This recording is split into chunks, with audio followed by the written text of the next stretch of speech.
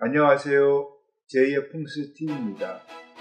세상을 널리 이롭게 하는 제이 풍수TV가 어느새 1년을 넘게 방송을 했고 독자분도 5만 명 가까이 모셨습니다. 사랑과 격려에 힘입어 열심히 제작해 방송을 했듯이 2020년도 건강과 행운을 부르는 풍수의 지혜와 상식으로 꾸준히 찾아뵙겠습니다. 감사를 드리며 많은 시청 부탁합니다.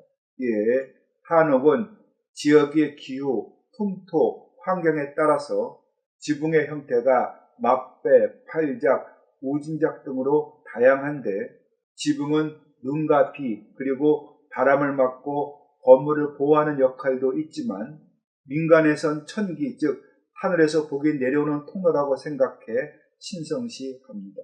자, 귀한 음식은 좋은 그릇에 담아야 더 맛있게 보이듯 잡기와 부정을 막고 복이 드나드는 지붕도 그 형태가 주변 산의 모양과 상생이 돼야 좋고요. 그런 연으로 한옥은 뒷산의 산마루선이 아름답게 스며든 일자형입니다. 그런데 현대의 건축물들은 건축가의 독창적 설계를 중요하게 여기다 보니 자연과의 조화보다는 게이블, 플랫, 히트 같은 서양식 지붕을 선호하는데 지붕을 하늘 또는 사람의 머리라고 생각할 때 이런 지붕도 건물과 사람에 미치는 영향을 신중히 따져야 합니다. 이에 본 방송은 복받는 집이 되려면 어떤 형태의 지붕이 좋은가를 재미있게 알아봅니다. 시청자 여러분, 깜깜한 밤길을 혼자 걸을 때 풀숲에서 바스락하는 소리가 들리면 온몸에 소름이 돋고 머리카락이 곤두서는데 왜 그럴까요? 라디오를 켤 때 안테나를 길게 뽑아야 소리가 잘 나듯이 우리 몸은 외부에서 뻗쳐오는 흉한 길을 머리카락을 통해 감지하니 긴장되고 무서운 생각이 들면 우리 몸의 안테나인 머리카락이 저절로 삐쭉 서는 것입니다. 따라서 노사분규나 정치투쟁을 할 때 흔히 하는 삭발식은 상당한 이유가 있습니다. 머리카락을 깎아버리면 몸의 감지 안테나가 모두 부러진 것과 같으니 안테나가 없는 까닭에 주위에서 아무리 말리고 설득해도 알아듣지를 못해 소용이 없습니다. 반대로 머리숱이 풍성하면 성능 좋은 안테나를 많이 가진 것과 같아 이 사람 저 사람의 말에 귀가 솔깃해지고 그래서 자기 주장을 뚝심 있게 밀고 나가지 못하고 타협과 협상에 응합니다. 어떤 사람이 공부를 독하게 할 것을 결심하면 우선 머리부터 짧게 깎고요. 스님이 삭발하는 이유도 잡념의 근원인 머리카락을 없애버리므로 세속의 인연과 번뇌를 말끔히 끊어버리겠다는 굳은 의지의 표현입니다. 그만큼 머리카락은 신경계통과 공명 형상을 일으켜 생활 주변의 길을 탐지하는 중요한 요소입니다. 그리고 헤어스타일이 사람의 인상을 좌우하듯이 건물도 지붕의 모양에 따라서 입주한 가정의 재물은 또는 회사의 사업운이 크게 달라집니다. 자, 지붕은 건물에게 웅장한 위용과 기품을 부여할 뿐만 아니라 그 선의 낮고 높음에 따라 건물이 주는 이미지도 판이하게 달라집니다. 한옥의 아름다움은 하늘을 향해 날아오를 듯 가볍게 솟은 팔짝 지붕과 마냥 편안해 보이는 용마루가 제격인데 이유는 한옥의 지붕과 처마의 치솟고 처지고 뻗은 선은 뒷산의 봉우리 사이를 연결하는 능선과 서로 조화를 이루고 마루선도 뒷산의 경사진 형세를 닮아 곡선이 매끄럽습니다. 전북 부안의 능가산에 위치한 내소산은 한국적 건축미가 뛰어난 절인데요.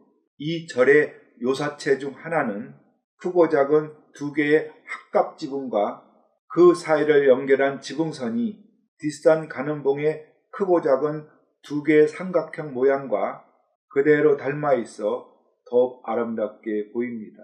나아가 사람의 경우 연령과 직업에 따라 헤어스타일이 다르듯 지붕도 지붕의 모양에 따라 멀리서 바라보는 인상도 건물 안으로 들어가는 천기도 달라지니 천기를 좋게 받으려면 뒷산의 형상을 오성 즉 목성, 화성, 토성, 금성, 수성으로 구분한 뒤 그 산의 기운을 상생으로 받도록 또는 같은 형태가 되도록 지붕을 얹어야 합니다. 예를 들어 목성은 뒷산이 북악산처럼 삼각형이고 화성은 관악산처럼 불꽃이 타오르는 듯 뾰족하고 토성은 우면산처럼 일자형으로 평탄하고 금성은 제주도의 삼방산처럼 큰 종을 엎어놓은 모습이고 수성은 청계산처럼 산마루가 물결 모양을 이룬 형상입니다. 따라서 천기를 잘 받는 건물은 뒷산이 목성이면 목생화로 명동성장처럼 뾰족한 화형의 구조물을 지붕에 세우고 화성이면 화생토로서 서울 스퀘어처럼 옥상이 평탄한 토형의 지붕이 좋습니다. 그리고 뒷산이 토형이면 토생금으로 국회의사당처럼 원형의 도움을 얹은 금형의 지붕이 길하고 뒷산이 수성이면 대개 전원주택처럼 삼각형의 지붕이 상생의 길을 전달받아 좋습니다. 여기서 지붕의 모양이 주변 산의 모양과 상충하여 흉한기가 서린 대표적 건물이 여의도에 위치한 국회의사당입니다. 우선 여의도는 강물이 사방을 에워싼 고립된 섬이라 백두대간의 전기가 흘러들지 못하고 옛날에는 곡식이 잘 자라지 못하는 모래땅이라 쓸모가 적었습니다. 그래서 일설에 하잘것없는 섬이니 너나 가져라 라는 뜻에서 너의 섬, 즉 여의도가 되었다고 합니다. 또 국회의사당이 위치한 땅은 조선시대에 양과 말을 키워서 양말산이라 불렸고 그곳에는 시집을 못 가고 원통하게 죽은 상궁과 나인들의 묘가 있었다고 합니다. 그런 곳에 집을 지으면 원혼들이 해코지를 하여 바람잘 날이 없지요. 또 다른 문제는 국회의사당은 지붕에 큰 돔이 올라가 오행상 금성인데 이것은 주변의 산 중 목성인 남성과는 금국목의 상극이고 화성인 관악산과 북한산과는 화극금의 상극입니다. 그 결과 국회의사당은 주변 산과 조화를 이루지 못하고 상극의 파괴적 기운이 감돌아 항상 시끄럽고 국로는 분열되고 의원 간에는 멱살잡이가 끊이질 않습니다. 착한 사람도 그곳에 들어가면 초심을 잃고서 성질이 포악해지는 이유는 국회의사당이 국토의 전기가 빠져 지기가 허약한 땅이고 궁인들의 언혼이 서려 있고 설상가상으로 지붕의 모양이 잘못돼 주변 산의 길을 상극으로 갔기 때문입니다. 국회가 향후 민의의 전당으로 거듭나려면 백두산의 지맥이 제대로 입수한 명당에 터를 잡은 뒤 주변 산의 길을 상생으로 받는 지붕으로 건물을 다시 짓는 것이 상책이지만 그것이 어려우면 현재의 터에 머무는 귀신의 한이라도 먼저 달래줘야 합니다. 실제로 이런 지세적 결함을 치유하기 위해 2008년 후문 앞쪽에 7m의 남근석을 세운 뒤 그 돌에 국민과 함께하는 민의의 전당이라는 글까지 새겨 놓았습니다. 이 돌이 우뚝 서자 원혼의 한이 풀렸는지 국회는 큰 충돌 없이 1년간을 편안하게 지냈는데 2009년 부자연스럽고 우스꽝스럽다라는 이유로 철거를 당하자 그 후로 국회는 오늘날까지 경랑의 소용돌이에 휩싸여 쑥대밭이 됐습니다. 이제라도 현재 현정기념관 우측에 서 있는 남근석을 본래 위치에 다시 옮겨 세워 처녀 귀신들의 혼을 달래줄 것을 제안합니다. 또 지붕 모양이 잘못되어 얄궂은 운명을 여러 번 겪은 건물이 서울역 앞쪽에 있는 옛 대우센터 빌딩인데요. 네모진 상자각 모양으로 1977년 지어진 이 빌딩은 대우그룹의 사옥으로 쓰였고 한때는 서울을 대표하는 랜드마크 건물로 이름을 날렸습니다. 기차를 타고 서울로 올라온 시골 사람에게 남산을 가릴 듯 웅장하게 보여 괜히 주눅이 들었던 건물입니다. 그런데 1997년 외환 위기를 겪으며 대우그룹이 몰락하자 금호그룹으로 주인이 바뀌었다가 2007년 모건 스탠리로 다시 넘어갔고 리노베이션을 거쳐 2009년 서울 스퀘어로 재탄생을 했습니다. 그럼 이 빌딩이 이리저리 팔려다닌 이유는 무엇일까요? 여러 이유가 있겠지만 빌딩 지붕이 뒷산인 남산과 서로 상극의 형태인 것도 무시할 수가 없습니다.